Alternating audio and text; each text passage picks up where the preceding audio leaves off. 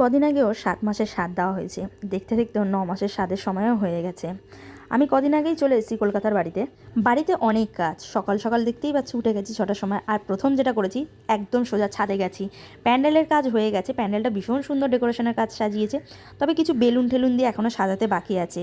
সকালবেলা আমি আগেই মাঠে গিয়েছি একটু দুব্বো তুলতে, তখনও বাড়িতে খুব একটা বেশি লোকজন আসেনি, এতটুকু দুব্বো তুললেই হয়ে গেছে।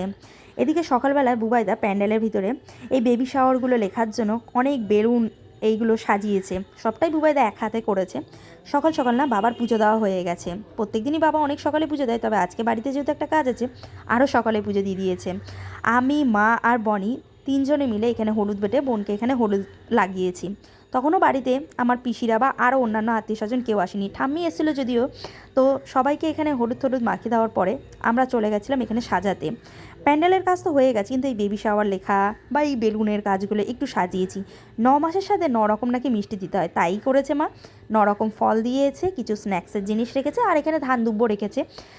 কিছুক্ষণ পরেই ওকে যেহেতু আশীর্বাদ করা হবে, যার জন্য এগুলোকে সব একটা একটা করে সাজিয়ে রাখা হয়েছে। জানো তো, যে কোনো অনুষ্ঠানেই ভব কখনো আমার বাড়ির অনুষ্ঠানে থাকতে পারে না।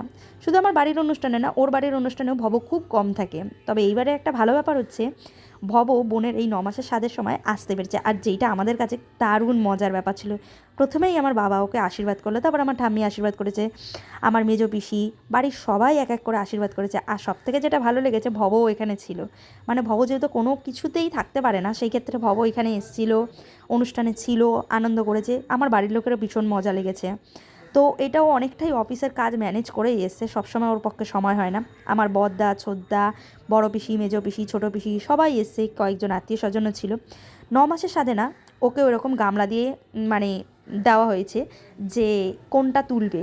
একটার মধ্যে প্রদীপ আছে, একটায় নোড়া আছে। 7 মাসের সাথে তো তোমাদের ভিডিওতে দেখিয়েছিলাম, তবে 9 মাসের সাথে না ওর যে গামলাটা তুলেছে তাতে দেখলাম প্রদীপ রাখা আছে। তো সবাই একটা বলছে যে প্রদীপ তুলেছিস তাহলে হয়তো মেয়েই হবে, মেয়েই হোক কিংবা ছেলেই হোক, যাই হোক না কেন সুস্থ সবল হোক এবং মাও ভালো থাকুক, সেটাই আমরা সবসময় চাইবো। এইগুলো হয়ে যাওয়ার পর বোনকে উপরে নিয়ে যাওয়া হয়েছিল ছাদে, যেখানে খাওয়ানো দাওয়ানো হচ্ছিল। 9 মাসের সাথে বহু রকমের আইটেম করা হয়েছে, 9 রকম ভাজা, মাছ, কাতলা মাছের কালিয়া, পাবদা মাছ, চিংড়ি মাছ, চাটনি, পাঁপড়, দই, মিষ্টি, আইসক্রিম, হ্যাঁ, সব কিছু করা হয়েছে। এখানে ফলের থালা, প্লেট, স্ন্যাক্সের জিনিস রাখা হয়েছে। সব কিছু সাজিয়ে দিয়ে ওখানে এখানে রাখা হয়েছে। আমার বড় পিসির আসতে একটু লেট হয়েছিল, যার জন্য বড় পিসি সবার শেষে এসে আশীর্বাদ করলো। ছোদ্দা, বুবাইদা, ভব সবাই ওকে তারপরে একটু একটু করে পায়েস খাইয়ে দিয়েছে। আর এই পায়েসটা না প্রথমে ওকে খাওয়ানোর পরে তারপর ও কিছু কিছু বাচ্চাদেরকেও খাইয়ে দিয়েছে, যেমন এখানে দেখতেই পাচ্ছ আমার দাদার মেয়েকেও খাইয়ে দিয়েছে।